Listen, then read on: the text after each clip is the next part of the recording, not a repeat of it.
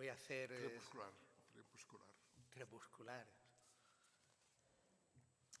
Voy a hacer una breve presentación del profesor Gubern, ¿verdad? Breve, porque todos queremos oír al profesor Gubern. Algunos ya me tenéis demasiado visto aquí, así que... la trayectoria del profesor Gubern es larga y profunda. Necesitaríamos por ello mucho tiempo para poder llevar a cabo una presentación que hiciese justicia a su larga trayectoria intelectual en muy diversos campos del conocimiento, sobre todo en la historiografía del cine y en la teoría de la imagen. Seré breve, pues todos queremos disfrutar de la presencia de nuestro invitado de hoy en el Instituto Internacional. En cuanto a la historiografía del cine, su Historia del cine, que apareció por vez primera en 1969, es un importante texto que cuenta con diversas traducciones e innumerables reediciones y reimpresiones. La producción de Gubern es muy amplia con respecto al cine español. Entre otros, cabe mencionar sus textos sobre la época republicana, sobre Benito Perojo, el libro sobre la censura franquista o su estudio sobre las relaciones de la generación del 27 con el séptimo arte. Pero además de erudito e investigador, Gubern es un afamado semiótico que ya entró en contacto con Umberto Eco en los años 60. Su método semiótico se ha ido enriqueciendo con el paso de los años con gran variedad de tendencias teóricas, entre las que destaco, especialmente antes de la conferencia de hoy, el psicoanálisis en sus distintas vertientes. El profesor Gubern ha escrito análisis semióticos sobre televisión, sobre el cómic, sobre cine, por supuesto, y en general sobre toda la diversidad de lo que él llama la iconosfera actual. Dentro de estos textos destaco su libro sobre la imagen pornográfica, porque un capítulo del mismo, sobre las snuff movies, fue una de las fuentes de inspiración de Alejandro Amenábar cuando escribió tesis. De hecho, digo esto porque algunos estudiantes, ¿verdad?, los de Boston University, habéis visto la película Tesis de Alejandro Amenábar en relación con Rear Window y en relación con la escopofilia. Tiene también el profesor Gubern un largo historial académico. Fue, por ejemplo, y voy a contar pocas cosas porque nos eternizaríamos contando todas, fue, por ejemplo, en los años 70 profesor en Estados Unidos del MIT y de la Universidad de Southern California. Por aquellos tiempos, un poco antes, salieron de la Universidad de Southern California pues Spielberg, Lucas, Coppola, esa generación, ¿verdad?, de famosos directores norteamericanos. Después de esta experiencia en la Universidad Americana, retornó a su ciudad natal, Barcelona, para enseñar en la Universidad Autónoma, de la que es catedrático desde 1980. El profesor Gubern también ha participado en la creación cinematográfica, pues ha colaborado como guionista con importantes directores como Vicente Aranda o Jaime Camino. La semana pasada, sin ir más lejos, se ha podido ver en televisión española Dragón Rapide, de 1986, en cuyo guión participaron Camino y nuestro conferenciante de hoy. Dragón Rapide es una película sobre cómo se preparó el golpe de Estado de Franco. Pero más allá de formalismos académicos, quiero expresar lo mucho que supone para alguien de mi generación la presencia aquí esta noche de un intelectual cuya voz nos ha acompañado desde los años en que éramos estudiantes en conferencias, libros y también en televisión, sobre todo cuando se hacía televisión de más calidad que ahora. El profesor Gubern, utilizando la expresión de Umberto Eco, se ha sabido mantener fuera de los apocalípticos o los integrados, ¿verdad?, de la televisión. Gubern ha sido un personaje de gran interés no solo para los que estudian el cine o la imagen, lo ha sido también para todos los interesados en los estudios culturales. Lo ha sido por lo que ha escrito y por lo que ha vivido en contacto con lo mejor de la intelectualidad barcelonesa. Así que doy la palabra al profesor. Buenas tardes. Bueno, para mí es un placer estar con ustedes. Antes que nada, quiero suponer que han visto todos y todas la ventana indiscreta, Rear Window, porque si no, yo hablaré de la película y si no la han visto, no no será muy productivo, ¿no?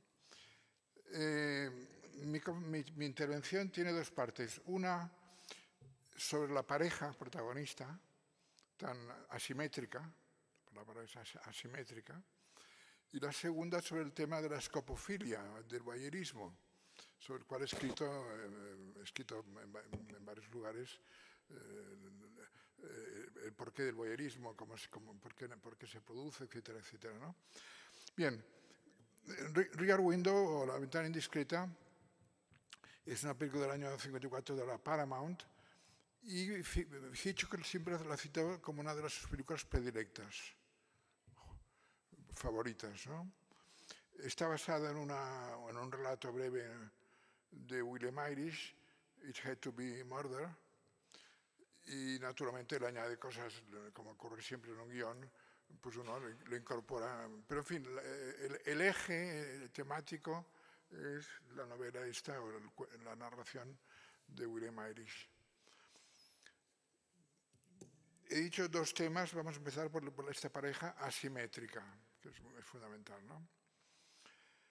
Bueno, se ha especulado si esta pareja asimétrica es una versión de una que ocurrió realmente en la realidad, que fue Ingrid Bergman y Robert Capa. Robert Capa, que estuvo en la Guerra de España, tomando fotos, en la Guerra Mundial, la famosa foto del miliciano en Córdoba, ¿no? Estuvo en la Guerra Mundial y acabó muriendo en la Guerra de Indochina, tomando fotos. Y Robert Capa fue amante o compañero de Ingrid Bergman, actriz que trabajó también con Hitchcock. Entonces, un posible hilo de conexión sería, eso es una reelaboración de una experiencia narrada por Bergman a Hitchcock, con comentarios que le hizo y que le incorporó a su película. Pero eso es una mera hipótesis especulativa, ¿no? Que no hay que... bien, ¿por qué hay esta disonancia en la pareja? Hay una disonancia de edad. Él es mayor que ella, bastante mayor que ella. De clase social. Ella es una burguesa con todos los estilemas de la burguesía. Y además ella tiene unas expectativas de casarse, fundar una familia. Es decir, la ortodoxia burguesa. Ella representa la ortodoxia burguesa americana de la señora chica bien guapa, que por cierto hizo mucha fortuna. Se acabó casando con un príncipe de Mónaco, nada menos, ¿no? O sea que... y él, en cambio, es un periodista gráfico, es un reportero de riesgo, que viaja, que está en guerras, está en aventuras. Es todo lo contrario de la estabilidad institucional, matrimonial que ella quiere. Él va por libre, la aventura, el fotógrafo de riesgo, el reportero, que va a guerras, a revoluciones, etcétera, etcétera, ¿no? Por tanto, tienen dos proyectos vitales diferentes. Y esto Hitchcock lo subraya mucho en la película, en la forma de vestir, en el comportamiento, en el lenguaje, etcétera, etcétera, ¿no? Y en cierto modo, si me permiten, Lisa, ella se llama Lisa, sería una intrusa en el mundo de fantasías de él. Es una intrusa burguesa en el mundo de fantasías de él, que vive pensando eso en el Himalaya, en Indochina, etcétera, etcétera, ¿no? Claro, el matrimonio como horizonte es un tema que siempre está planeando en las conversaciones, ¿no? Seamos una pareja estable, casémonos. Y el otro se escabulle y, bueno, ya veremos, ya, en fin, ya veremos qué pasa, etcétera. El matrimonio sedentario lo vive como una amenaza subliminal o no subliminal, pero se da cuenta que su destino no es ser un burgués convencional, digamos, ¿no? Como es verano, como la acción transcurre en verano, las ventanas están abiertas. Por tanto, esta película no podría ocurrir en invierno, tiene que ocurrir en verano. Ventanas abiertas, su ventana abierta porque hace mucho calor, y las ventanas enfrente. Luego lo comentaré, el mayor decorado en la historia de la Paramount fue toda la fachada de delante, que que realmente es verano y como él tiene unos prismáticos y un teleobjetivo, se dedica a fisgonear, ¿quién no lo ha hecho alguna vez? A fisgonear la casa de delante. Y cada apartamento tiene una historia, la solterona solitaria, la chica sexy, una que tiene un perrito, en fin, y un matrimonio extraño en que ella está enferma y que suscita una cierta inquietud en el voyeur. Luego hablaré de voyeurismo, hablaré luego, pero que es muy interesante que él va siguiendo con prismáticos y luego con teleobjetivo todo, y lo ve todo, salvo un momento que queda dormido a las 6 de la mañana y no ve cómo este sospechoso marido sale con una maleta. A este respecto, esto es una información que él desconoce. En una ocasión le preguntaron a Hitchcock que diese una definición de suspense y dijo, el suspense es cuando el espectador sabe más que el personaje. Y puso el siguiente ejemplo. El personaje está sentado en una mesa, hay una bomba debajo de la mesa a punto de estallar, el espectador sabe que hay la bomba, pero el personaje no lo sabe. Por tanto, una asimetría en el conocimiento. Y eso es lo que explica el suspense, porque el espectador está ansioso, ¡ay, que va a estallar! Y no se mueve, no se escapa. Por tanto, el suspense se basa en una asimetría en el conocimiento del público en relación con el conocimiento de los personajes de la acción. Puede ser al revés, puede ser que el actor haga cosas incomprensibles y el protagonista no lo sepa, puede ser inverso, pero en fin. Esta asimetría en el conocimiento está ilustrada en la película cuando él se duerme a las 6 de la mañana y no ve algo muy relevante que a las 6 de la mañana sale con una maleta este personaje sospechoso, ¿no?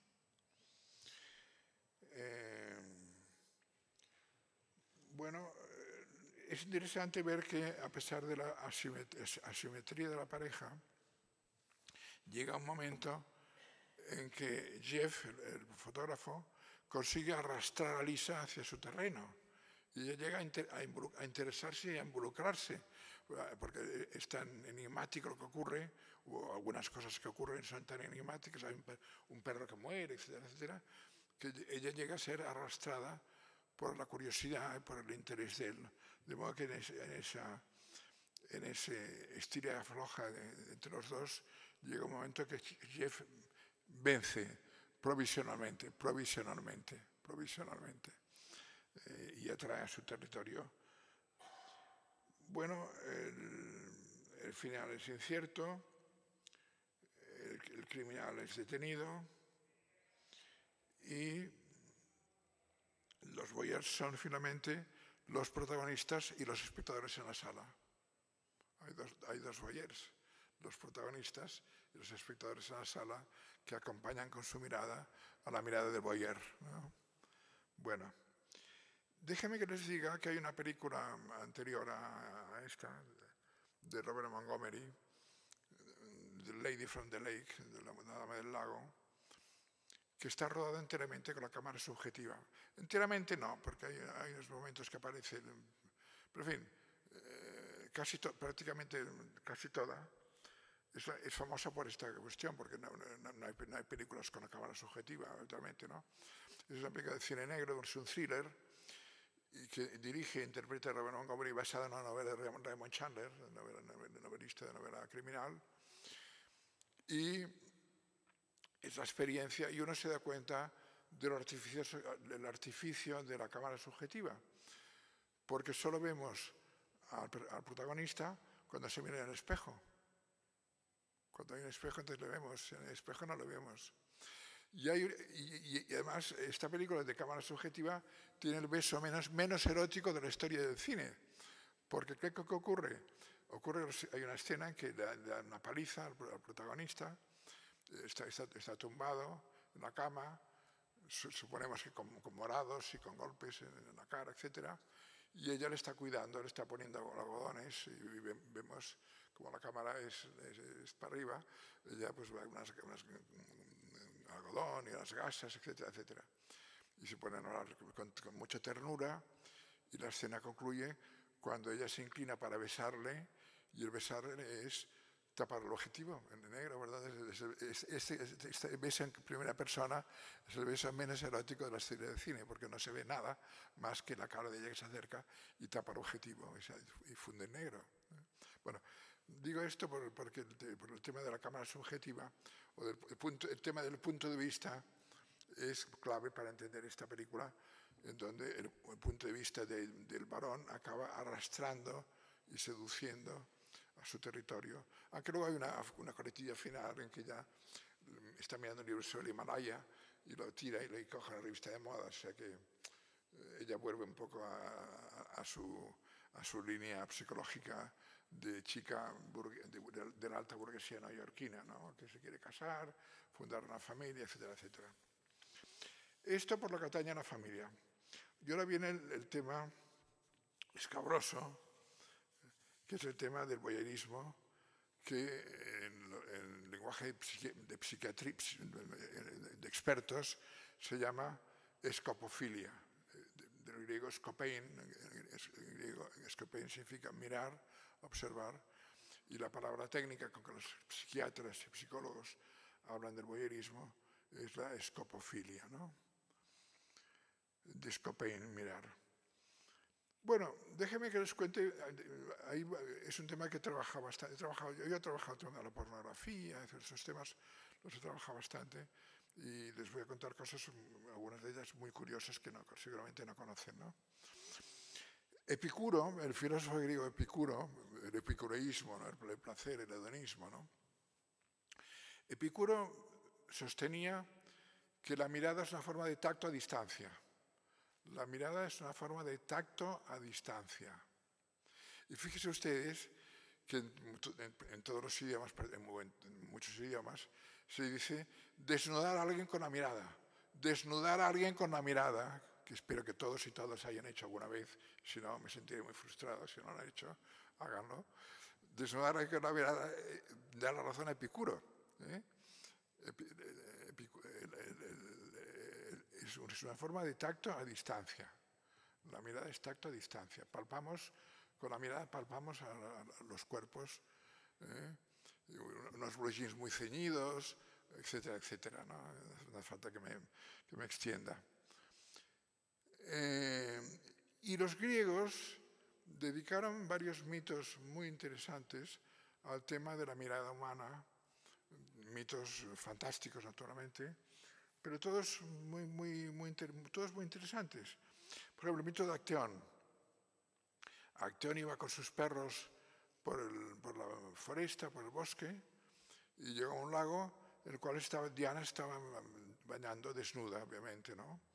Y Diana, colerizada porque la había visto desnuda, convirtió a Acteón en un ciervo y sus perros devoraron a Acteón. Es una leyenda clásica griega, ¿no? Es decir, la transgresión a través de la mirada. El tema de la transgresión a través de la mirada. El voyeur, hablaremos de todo eso. La transgresión a través de la mirada. Y hay otro mito muy similar, muy cercano, que es el caso de Tiresias. Tiresias vio a desnuda a Palas Atenea bañándose y la diosa lo convirtió en ciego, lo cegó por haberla visto desnuda, ¿no? Son mitos que a mí me sorprenden habida cuenta de la permisividad pagana, erótica pagana, ¿no? Que desnudo en la cultura pagana es muy habitual y la Venus calipigia de las bellas nalgas, en griego, la Venus calipigia de las bellas nalgas, ¿no? Por lo tanto, una cultura que tenía un tanto culto al cuerpo y a la belleza física y al hedonismo, etcétera, etcétera, esos castigos de las diosas porque las habían visto desnudas, debo decir que me parecen un poco incongruentes, pero en fin, pero la matriz es la cultura griega, por tanto ahí está y no voy a ser. Hay otro mito mucho más inquietante, que es el de la medusa, las gorgonas, las hermanas. La medusa podía matar con la mirada. Cuando miraba a alguien, mataba con la mirada. El poder de la mirada. Otra metáfora del poder de la mirada. Mataba con la mirada. Y para vencerla, para derrotarla, Perseo entró en la cueva en que vivía con un escudo, que era un escudo de espejo, y como ella se miró en el espejo, en el escudo, y cayó muerta. O sea, su mirada la mató, reflejada en el espejo de Perseo, ¿no? Es también un mito muy interesante, ¿no? Es decir, que nos habla también de nuevo del poder de la mirada. El poder de la mirada como poder psicológico. Y de ahí deriva el tema del mal de ojo, el mal de ojo que todavía existe, todavía hay algunos pueblos de Galicia o Estados Unidos o donde sea, el tema del mal de ojo. Ojo con aquella vieja, aquella bruja, que si te mira te puede contagiar una enfermedad o te puede embrujar. Etc. Fíjese, el tema del mal de ojo es interesante, que la pintura bizantina entre el siglo XIII y XV, los personajes malvados no podían mirar al espectador del cuadro, tenían que mirar desviados. Así como los personajes buenos podían mirar frontalmente al espectador del cuadro, el canon de la pintura bizantina prohibía que el personaje malvado mirase al espectador del cuadro, para no contaminarle con su maldad, etc. Por tanto, vean que todos estos signos que estoy relatando, fenómenos, mitos, nos hablan de forma positiva o negativa del poder de la mirada. Positiva, la mirada está a distancia. Negativa, la medusa, que mata con la mirada, ¿no? Y efectivamente mata. Y efectivamente hay miradas que matan. Hay miradas que matan. Cuando hay una discusión, la pareja discute y hay miradas que mejor que no se produzcan, ¿no? Porque le dejan a uno realmente turulato, ¿no? Bien, también la Biblia, yo supongo que conocen la cultura de la Biblia, pero no la conocen también de todo lo que le voy a contar. Adán y Eva, de pronto se dan cuenta que están desnudos. De pronto descubren que están desnudos y sienten vergüenza. En el estado de gracia, antes del pecado, estaban desnudos, obviamente, pero no lo sabían, ni les molestaba, ni les turbaba, ni les daba vergüenza. Y de pronto, en el momento que cometen el pecado de la manzana, del fruto prohibido, se dan cuenta que están desnudos y se cubren con hojas. Situación un poco, no diría inverosímil, que sería, tal vez, irrespetuoso, pero chocante, ¿no? Si ustedes van a Roma y van a la Capilla Sixtina, y además seguro que lo han leído alguna vez, Miguel Ángel pintó muchos desnudos en la Capilla Sixtina, pero el Papa Pío V hizo tapar y contrató a un pintor que ha pasado a la historia con el nombre infamante de Il Braghetone, así se le conoce. Il Braghetone tuvo la misión de ir tapando los desnudos que había pintado Miguel Ángel en las paredes de la Sixtina. Pero déjenme que les diga una cosa, no he traído para proyectar una imagen, no he traído el ordenador, pero cuando lleguen a casa ustedes van a su ordenador y lo miran. El único desnudo que no tocó, que no hizo rectificar el Papa Pío V fue el desnudo del techo de Adán y Eva antes del pecado. Y la postura de Adán y Eva es tan peculiar, y por eso les digo que vayan a su casa y busquen Miguel Ángel Sixtina. La postura de Adán y Eva es tan peculiar, ella está de rodillas frente a la serpiente que le da la manzana y tiene de pie detrás a Adán. De modo que en el momento que se vuelva a dar la manzana se encontrará con el pene de Adán a la altura de la boca. Y no siga.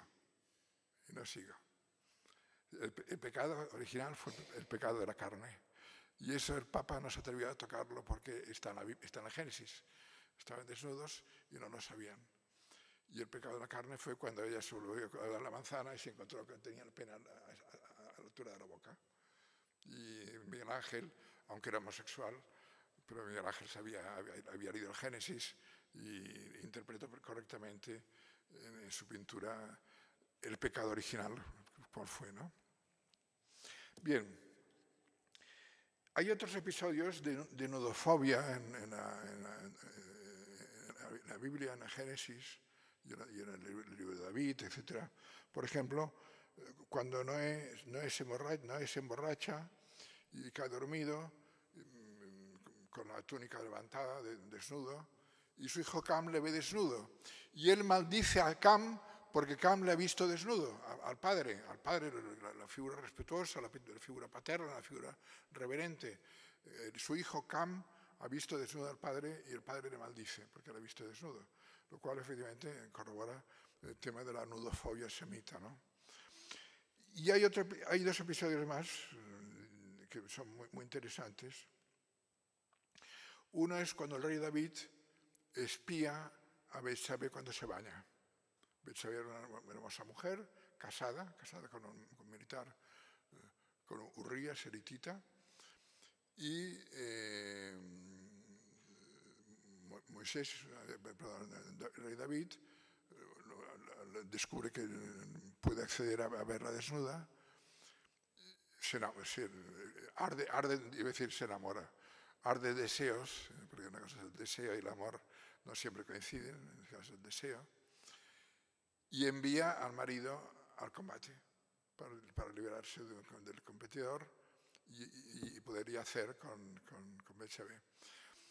De modo que Betsabé, yo si fuese psicoanalista, que no lo soy, inventaría el complejo de Betsabé, que es la adúltera por cálculo.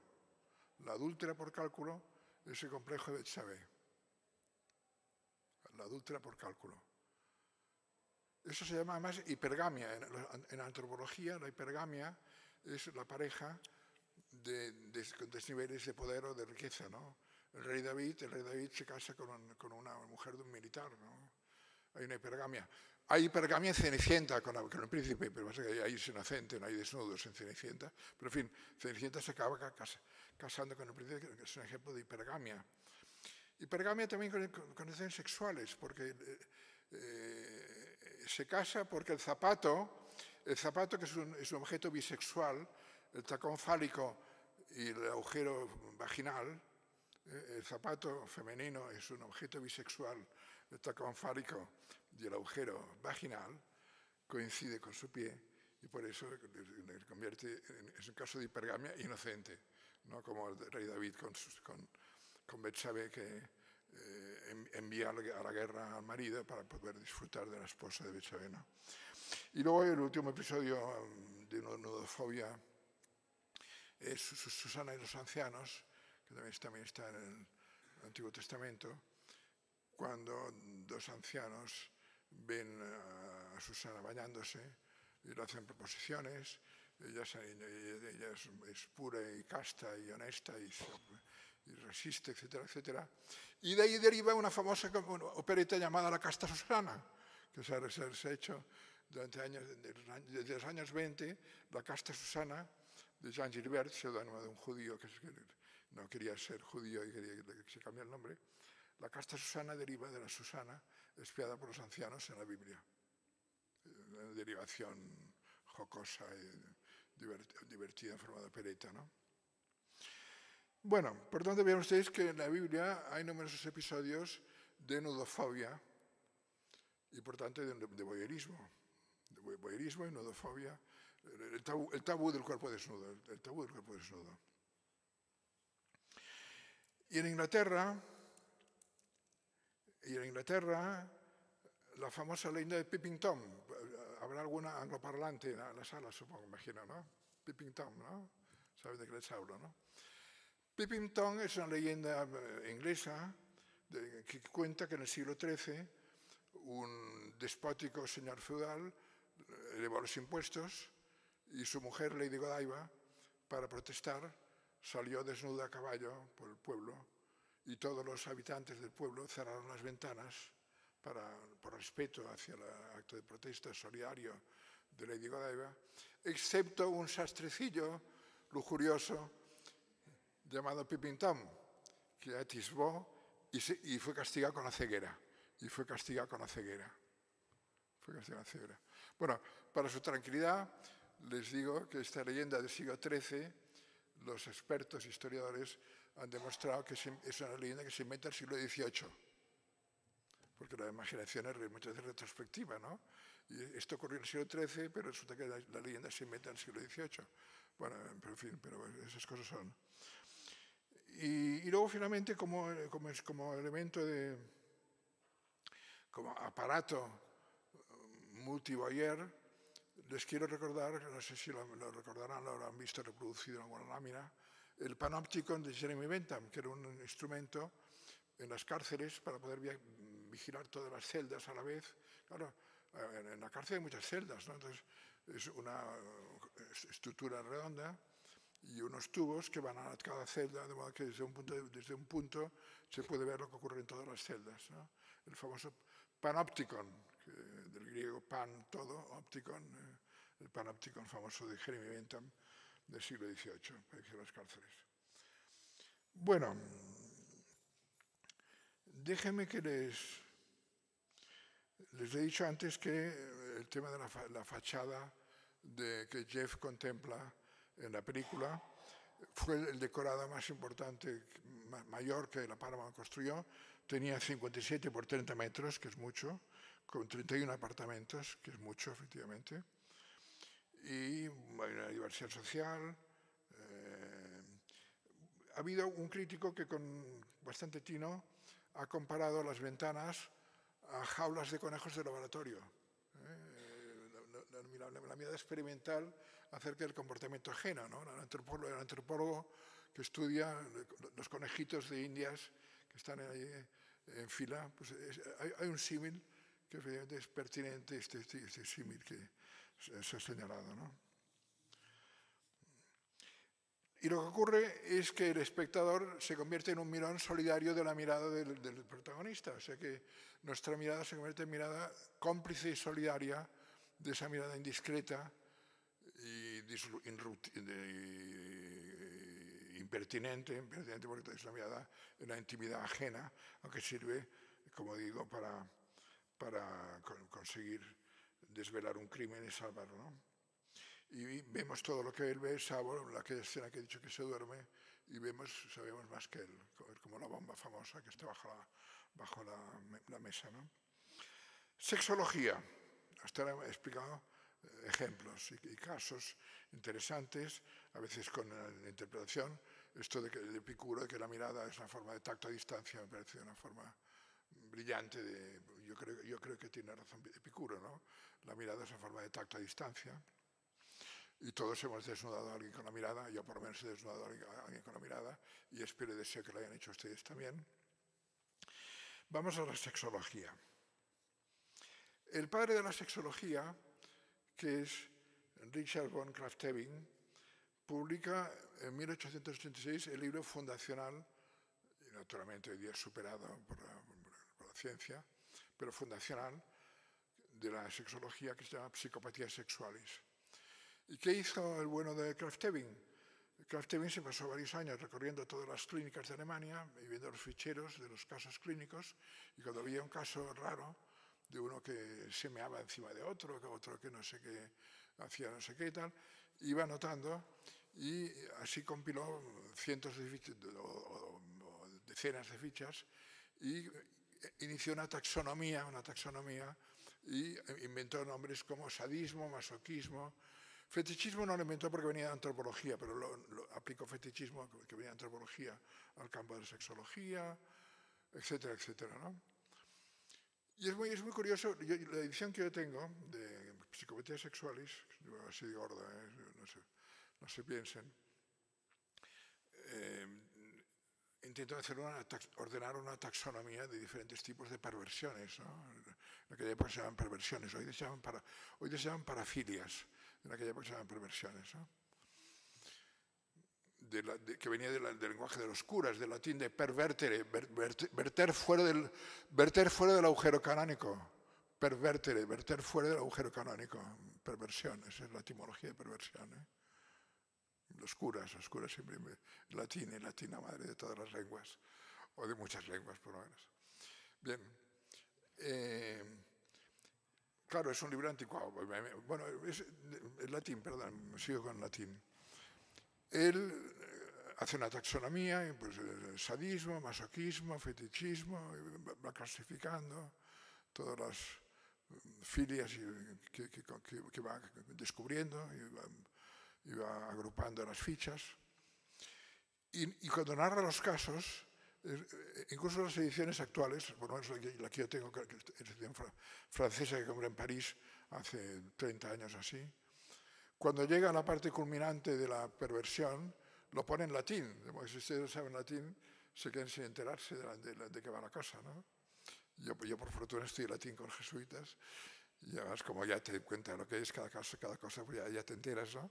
Pero él, por pudor y por discreción y por no ofender y por no herir la sensibilidad, como se dice hoy día, por no herir la sensibilidad, lo pone en latín cuando llega el momento culminante de la perversión, ¿no? Es decir, cuando él eyacula sobre la cara de ella, ¿no? Esto lo pone en latín. Eyaculavit, etc. Bueno. Perdón por haberlo dicho en castellano, pero ya son muy mayorcitos todos, ustedes ya no se escandalizan, ¿no? Y es muy curioso porque en su clasificación, en su taxonomía, que es un libro gordo de 600 páginas, hoy día superada, hay errores muy crasos, algunos. Es curioso porque uno obtiene cuál era la imagen de la mujer en el siglo XIX, porque hay cosas que al varón le parecen normales y a las mujeres le parecen perversiones, ¿no? O sea que uno percibe efectivamente el valor sociológico del documento. La mujer estaba más penalizada que el hombre en su conducta sexual, ¿no? Hay cosas que la mujer hacía eran perversión, y si lo hacía el hombre no lo eran, ¿no? O sea que es un documento muy interesante que si tiene tiempo y ganas lo lean, pero tiene más de 600 páginas, ¿eh? Bueno, y naturalmente se ocupa del tema del voyeurismo, de la escopofilia, y lo colocan en el capítulo del masoquismo. ¿Y sabe cómo lo argumenta? Porque ver sin poder tocar, masoquismo. Él hace una lectura él en el 1800, en el siglo XIX, cuando hace su taxonomía, coloca el voyeurismo como forma de conducta masoquista, porque ves algo que deseas pero no lo puedes tocar. O sea que es un deseo reprimido. Para que vean ustedes cómo cambian las lecturas con los años, ¿no? Las lecturas y relecturas, pero en fin, tiene una cierta lógica que él lo viese así en su momento, ¿no? Por eso digo que es un libro que vale la pena que lo miren, ¿no? Y bueno, no. Finalmente, el psicoanálisis moderno, así todas las cosas en su lugar, la escopofilia, es la contrapartida del exhibicionismo. La escopofilia, el ojo de cerradura, es la contrapartida del exhibicionismo. ¿Qué tienen en común? Tienen en común lo que llama el psicoanálisis la fijación de metas sexuales provisionales.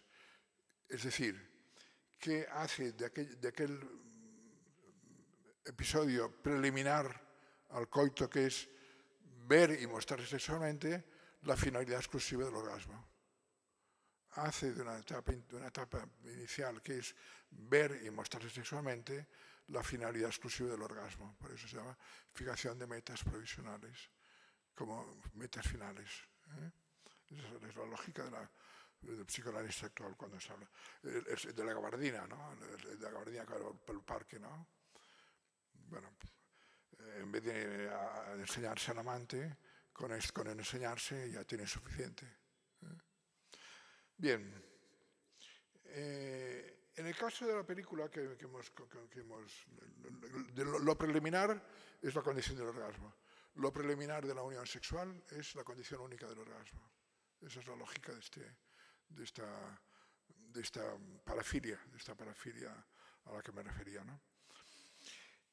En el caso de la película, además, hay una cosa muy interesante, y es que él tiene la pierna rota, la pierna disfuncional, pero rígida.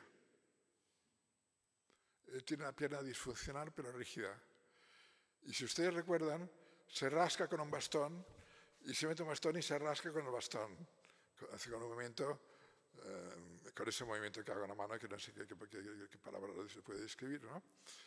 Por tanto, yo llamaría esto sugerencias subliminales acerca de un estado transitorio de impotencia. La pierna rota le impide caminar, le impide actuar, y él se rasca con un palo con este gesto tan expresivo, ¿no?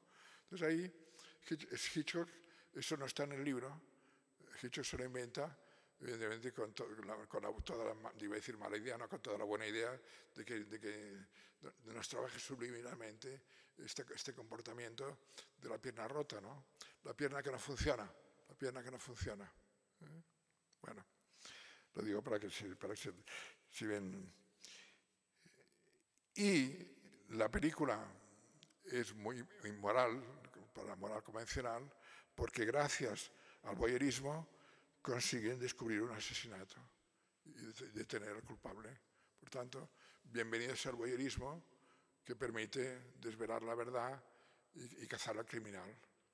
Hasta el punto de que la crítica del diario London Observer fue muy duro con la película, diciendo que era una película que era una apología del voyeurismo, por tanto una película desaconsejable moralmente.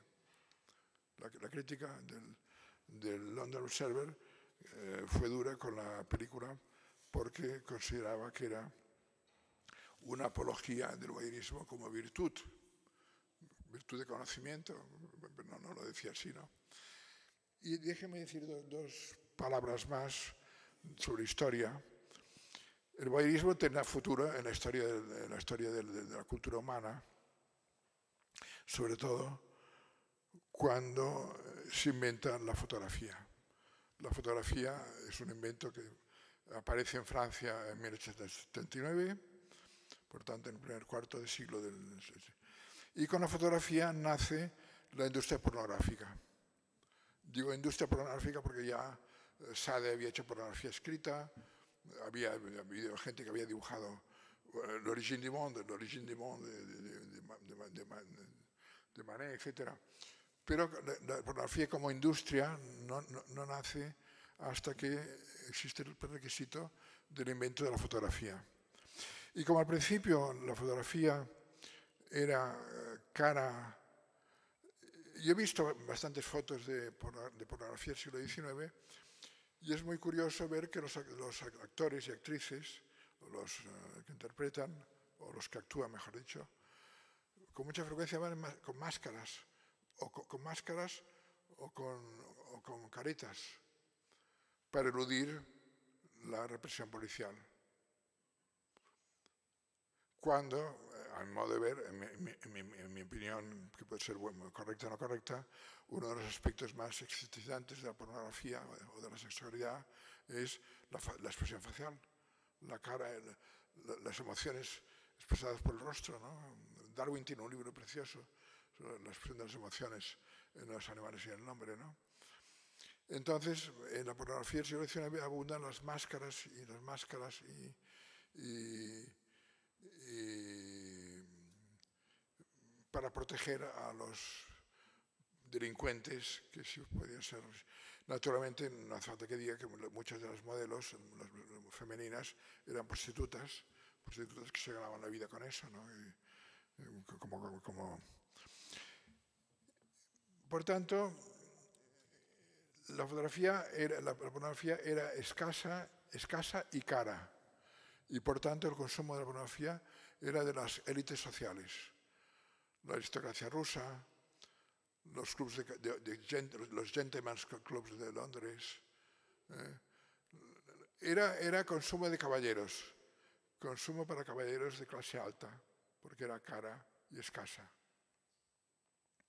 La aristocracia rusa, los clubs de gentlemen fumadores, los clubes de fumadores en Londres, etcétera, etcétera, ¿no? Cuando se inventa el cine, hay una película muy curiosa de 1890 98, por tanto, de los inicios mismos del cine, que provocó un gran escándalo y que es interesante estudiarla, que se llama The Kiss, el beso, ¿no? La produjo Thomas Alva Edison y estaba tomada de una escena de teatro, de una comedia de teatro, en que había una escena, un momento de la escena, en que él y ella se besaban un beso. Y nadie se quejaba en la sala, y pum, y seguía la acción, ¿no? Pero Edison, o mejor dicho, Dixon, que fue el que lo rodó, que era un empleado de Edison, lo rodó en primer plano. Y claro, eso, una cara de 3 metros de altura, dándose un beso con otra cara de 3 metros de altura, era visto de la fila 5 o la fila 10, que ocuparía una micra en la retina del espectador de teatro, ocupaba toda la retina. Y por tanto fue percibido como pornográfico. Hubieron protestas, artículos de queja, un beso de esta dimensión, monstruoso, repugnante, parece mentira, ¿cómo me dejan pasar estas imágenes tan ofensivas? Un hombre y una mujer besándose, el tamaño de casi un edificio, en fin. La hipérbole del tamaño, porque desde la fila 5 en teatro eso no es ofensivo, es ofensivo cuando ocupa toda la retina. El gigantismo, ¿no? Me parece que es un fenómeno interesante, ¿no? El porno, como digo, era clandestino, estaba prohibido. Se inventó un género insatisfactorio llamado el film voyeur, que aparecía una cerradura en la pantalla, pero detrás de la cerradura, ¿qué pasaba? Había una señora que se quitaba una prenda, quedaba con una combinación hasta los pies, o era una pareja que se daban unos besitos muy castos. Es decir, se le proponía al espectador ver a través de la cerradura, pero no aquello que vería de verdad, sino lo que permitía la censura que se viese, ¿no? Paradoja de las convenciones de la época, ¿no? Y la pornografía, como digo, era la pornografía de verdad, la auténtica, sin truco, era de consumo de la aristocracia o alta burguesía. Sin ir más lejos, el bisabuelo del actual rey de España, don Alfonso XIII, tenía en Barcelona había una productora en Barcelona llamada Royal Films, la productora de Barcelona, Royal Films, que suministraba a la Casa Real pornografía por encargo.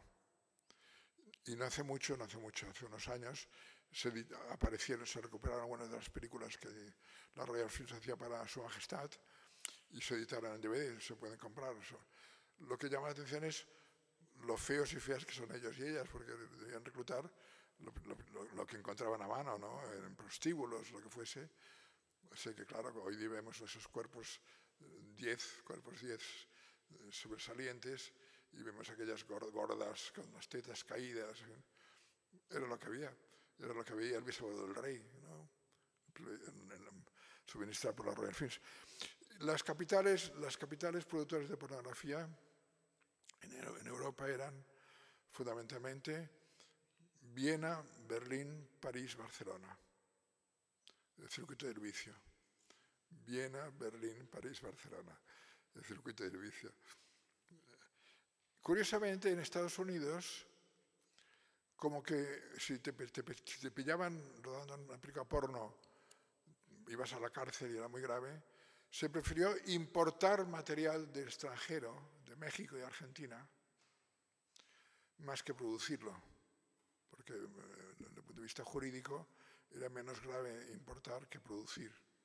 Y eso explica que el porno primitivo norteamericano era de origen mexicano o argentino y exportaba a Estados Unidos, naturalmente, ¿no? Y luego cuando el porno se democratiza, estoy hablando de los años 20 del siglo pasado, se democratiza en los burdeles de París, porque a alguien se le ocurre, no sabemos a quién, que eso es bueno para tener la clientela. Y los burdeles de París, el cine porno sirve, number one, para atraer público, number two, para calentar al público masculino, number three, para que se ocupe con los servicios de la casa. y consuma. 3 funciones: atraer al público, calentar al público y que consuma los servicios de la casa. Y pasa a llamarse en francés, con una gran autoconciencia, cinéma cochon, cine puerco. Cinéma cochon es el nombre originario del cine, que era la pornografía de los pobres. Había la pornografía del palacio, del zar, de Alfonso XIII, luego la de los pobres o del ciudadano común, que eran en los burdeles o prostíbulos, ¿no? Bueno, el tema de la pornografía, y voy acabando ya, cuando la industria del cine de Hollywood empieza a preocuparse porque hay muchos escándalos en Hollywood, escándalos, suicidios, consumo de drogas, etcétera, etcétera, la federación que agrupa a las productoras decide crear un código de autocensura para evitar que el gobierno federal se inmiscuya y intervenga en el asunto, ¿no?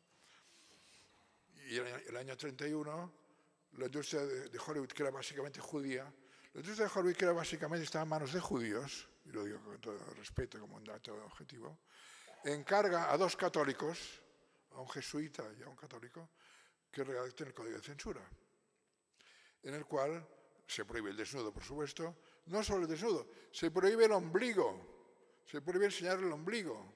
Incluso luego se ha especulado si Will Hayes, que fue el que encargó el código, tenía fetichismo de ombligo, porque si lo prohibía es porque le excitaba, ¿no?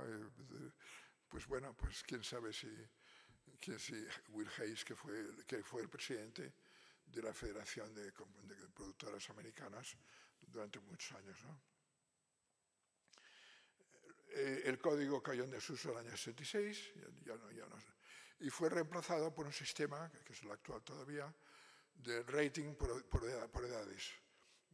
18 años, 14, etcétera, etcétera, ¿no?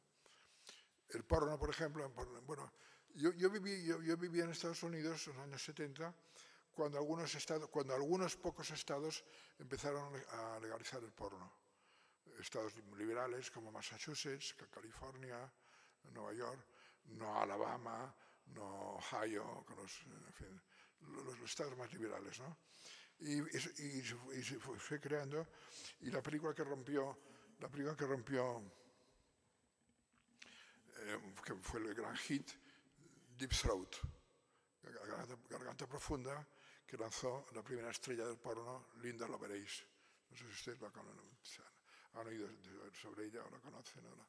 Tiene noticia, que es una chica que tiene una capacidad sobrehumana para practicar felaciones, ¿no? Y bueno, y apareció en Star System, del porno. John Holmes, que tenía un privilegiado aparato en longitud, privilegiado o incómodo, no sé, porque están tan largos, me da una incomodidad, ¿no? En todo caso, lo que sí quería referirme es que cuando algunas productoras majors, Paramount, Metro, vieron que el porno era tan buen negocio que consideraron la posibilidad de crear productoras subsidiarias con nombres distintos para hacer porno que no se notase que era de ellos. Porque Garganta Profunda estuvo un año en cartel. Garganta Profunda, en los estados en que se exhibió, estuvo un año en cartel. Claro, los de la Metro, o los de la Paramount, o los de la Warner Bros., por puritanos que fuesen, dijeron, oye, ¿por qué no creamos subsidiarias con otro nombre así a escondidas para que se dediquen a este segmento? Luego no se atrevieron porque obviamente se había descubierto, se había acabado sabiendo, ¿no?, que eran sucursales, ¿no? Pero esto demuestra hasta qué punto el negocio del porno fue un negocio próspero. ¿Y cuándo se despenaliza el porno? A partir del año 68. El año 68 es un año de conmoción social. París, Berkeley, Berlín, sobre todo en el campo de las costumbres. Yo que tengo edad de recordarlo por mi desgracia, por mi edad, el 68, más que cambiar la política en el mundo, cambió las costumbres. Cambió las costumbres, la relación entre las personas, ¿no? Había aparecido poco antes la píldora anti-baby. Otra revolución, la píldora anti-baby. Otra revolución social, cultural, ¿no? Por tanto, a partir del 68 se produce un deshielo en el puritanismo tradicional, en el campo de las costumbres sexuales. Empieza por los países nórdicos, Dinamarca y Suecia. Son los primeros países que despenalizan la pornografía son Suecia y Dinamarca, año 68. Y luego ya van viniendo los demás. Francia lo ha hecho en el 75, España lo hace Pilar Miró en el 82, o 83, muerto Franco, naturalmente, ¿no? Y así, pues la pornografía se va despenalizando en los diferentes países. Pero déjenme que les cuente, y con eso acabo, un debate ideológico muy interesante que se produce en Estados Unidos. Cuando irrumpe el porno en el mercado americano, en algunos estados liberales como Nueva York, Massachusetts, California, etc., se inicia un debate en el seno del feminismo. Hay grupos feministas activos, incipientes, Angela Davis, etc., y hay una vanguardia feminista, como hay una vanguardia del mundo gay también, el orgullo gay. Yo, el primer día del orgullo gay que estuve en mi vida fue en Nueva York, que un amigo me dijo, oye, ¿sabes que hoy es el orgullo gay? ¿Pero qué me dices? Sí, la calle tal y cual, la policía ha puesto unas vallas para que la gente no moleste, y ahí están bailando y tomando caramelos y copas. ¿Quieres verlos? Sí. Y el primer día del orgullo gay que lo vi, creo que fue el 71, en Nueva York. Era insólito, exótico para un extranjero, ¿no? Bueno, por tanto, cuando se empieza a difundir la pornografía, se produce un debate muy serio, muy agrio, en el seno del movimiento feminista. Porque un segmento del movimiento feminista opina oficialmente que la pornografía supone una humillación y una vejación del cuerpo de la mujer. Es la teoría oficial, digamos, del feminismo duro, ¿no? La pornografía supone una explotación inicua y vejatoria del cuerpo femenino. Pero claro, esta postura, que es incipiente en ese debate, ¿qué ocurre? Que en la época de Reagan, que es por esa época más o menos, de pronto se encuentran que estas feministas que condenan la pornografía se encuentran militando al mismo bando que los antiabortistas y antilesbianas, que es una cohabitación muy incómoda para ellas, porque son progresistas, quieren defender el cuerpo de la dignidad femenina, pero están militando al lado de las antiabortistas y antilesbianas, con lo cual esto produce unos grandes debates, discusiones teóricas, etcétera, etcétera, ¿no? Y finalmente se rompe esta alianza, y la derecha se va con la derecha y la no derecha se va con la no derecha, ¿no? E incluso se crean algunas productoras de escasa fortuna, por cierto, que intentan hacer un porno feminista.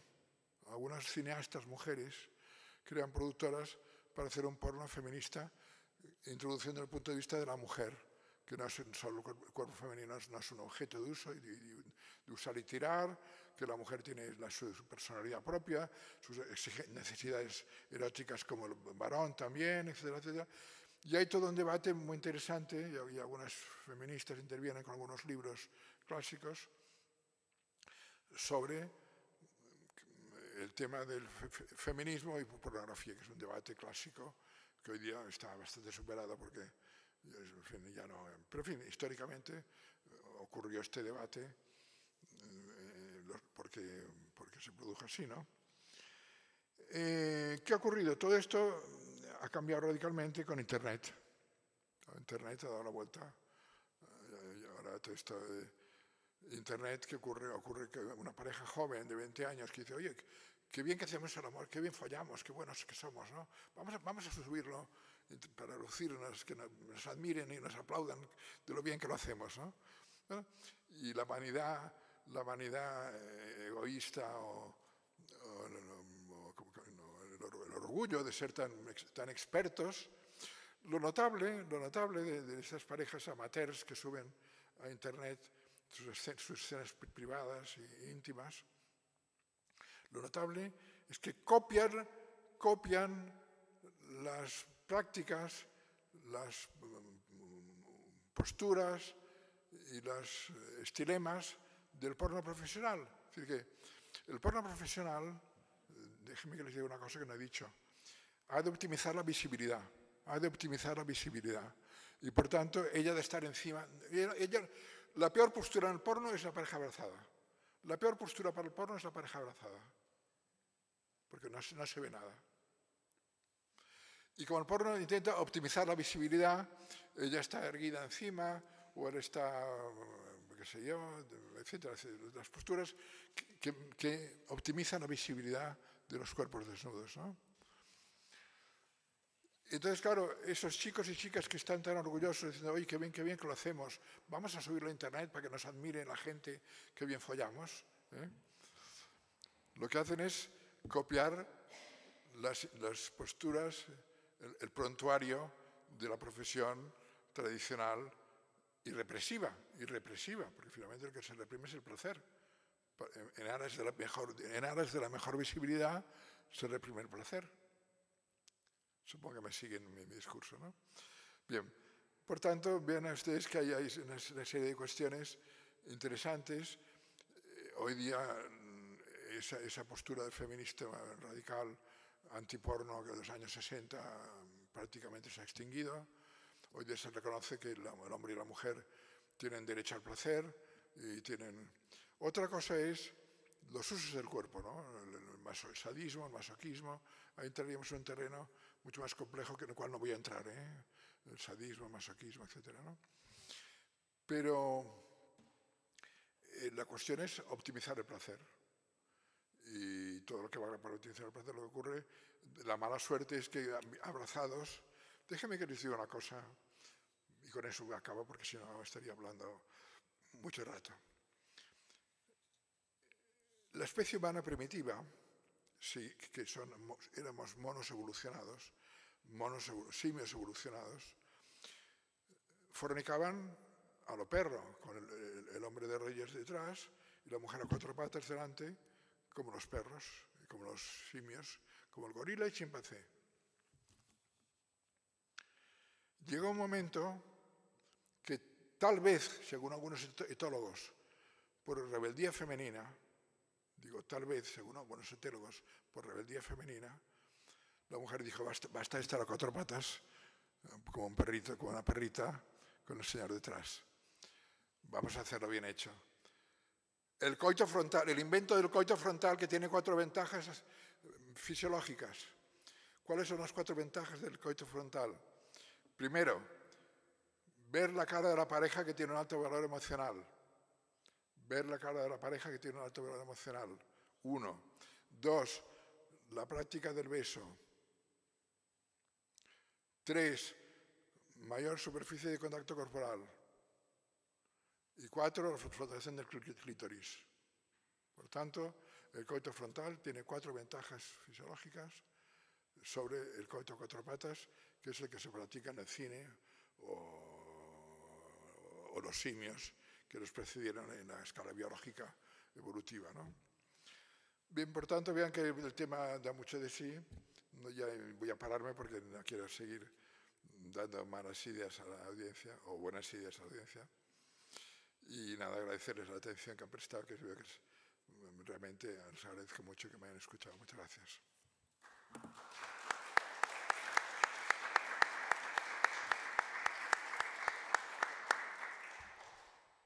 Muchas gracias. ¿Alguna pregunta? Pasamos al turno de preguntas. ¿Alguien quiere preguntar?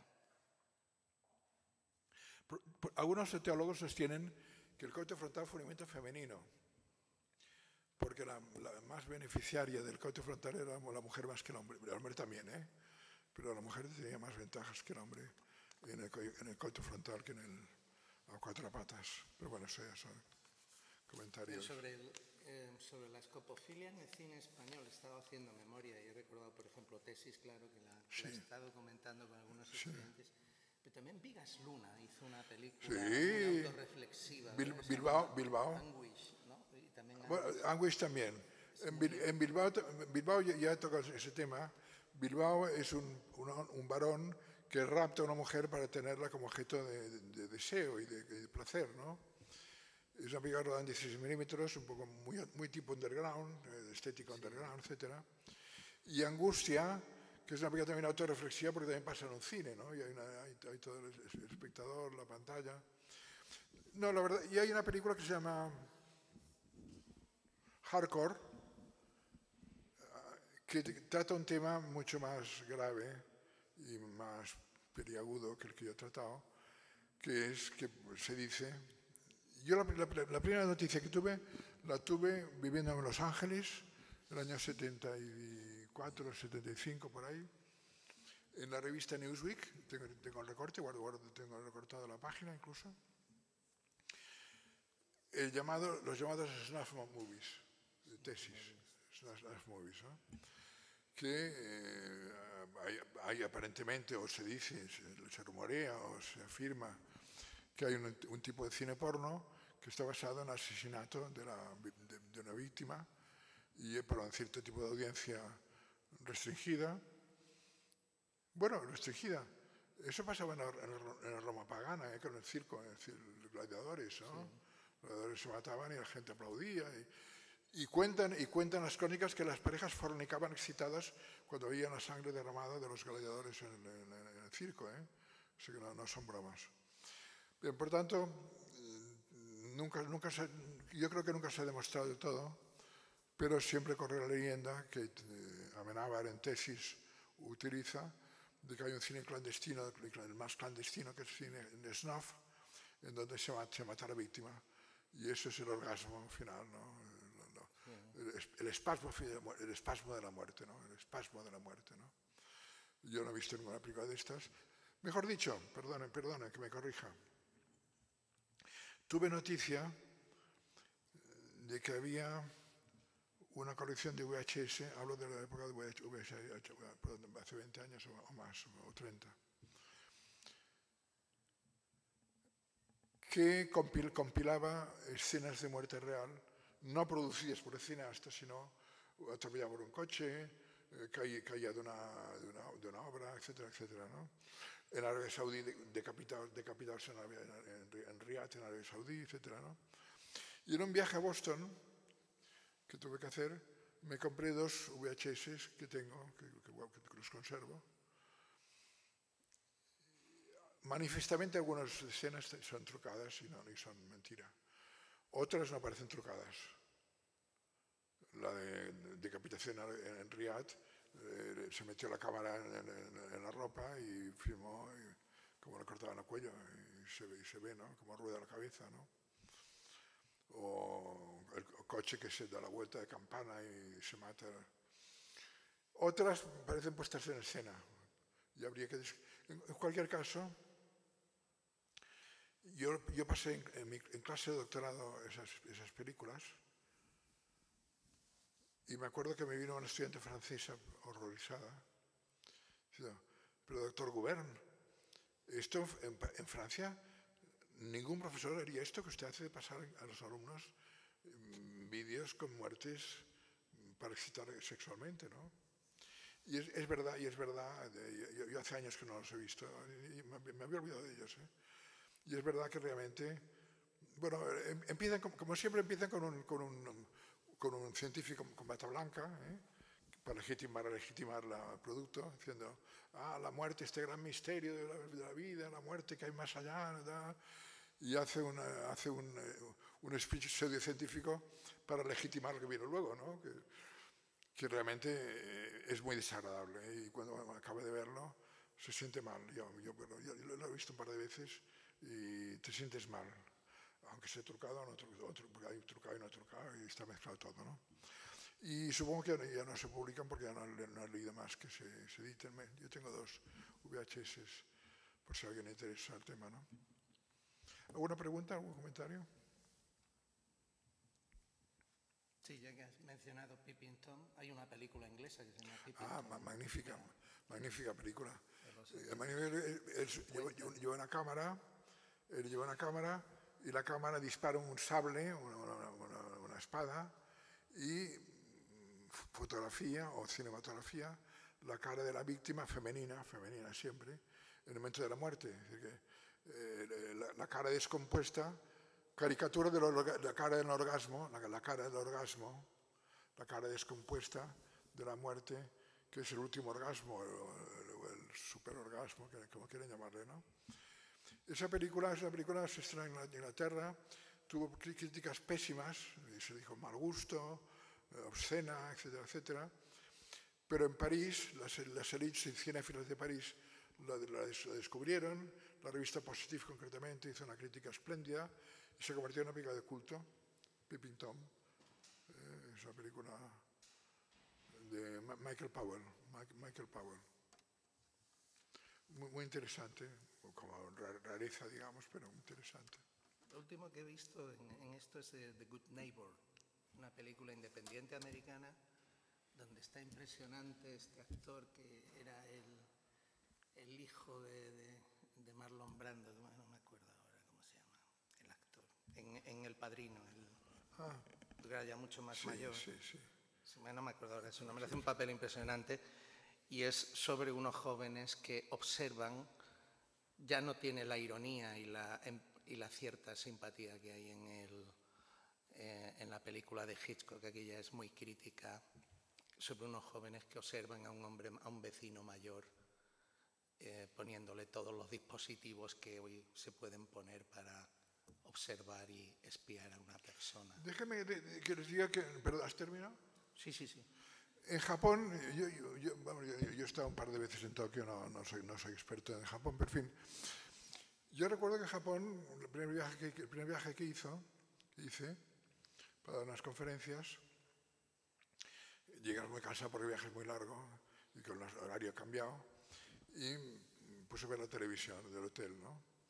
Y había, que era como todas las televisiones, salvo que hay combates de sumo, aquellos luchadores muy gordos que pesan 100 y pico kilos, etc., ¿no? Pero había un canal de porno, canal interno de porno, en donde la pareja copulaba, pero siempre había un círculo blanco que tapaba los genitales de la pareja en todo momento. Cuando era una felación, crecía en primer plano, crecía de tamaño, cuando en plano general se hacía más pequeño. Entonces, al día siguiente, le pregunté, tenía una guía asignada, dije, oye, cuéntame esto, hacen porno pero tapan los genitales, esto, en fin, ¿cómo se explica, no? Y dije, bueno, es que la tradición japonesa no permite mostrar el vello púbico. Bueno, pars pro toto, ¿no? La figura retórica, pars pro toto, ¿no? Todavía hoy, en el cine japonés que hay desnudos, el llamado vello púbico está pixelado, todavía hoy. En cambio, hay una tradición de cine violento y cruel en Japón, muy consolidada, y van los niños a ver cómo a un tipo lo cogen, lo hartan por los pies, le tiran cera quemando por el cuerpo, etcétera, etcétera. Y esto, cada cultura tiene sus tabúes y sus no tabúes, ¿no? Los genitales son muy ofensivos, pero torturar a alguien, por lo visto, no. Bueno, se cuenta la tradición del samurái, etcétera, etcétera, ¿no? O sea, cada cultura tiene sus tabúes y sus permisividades. ¿Alguna pregunta más? Espero que algo hayan aprendido. Muchas gracias.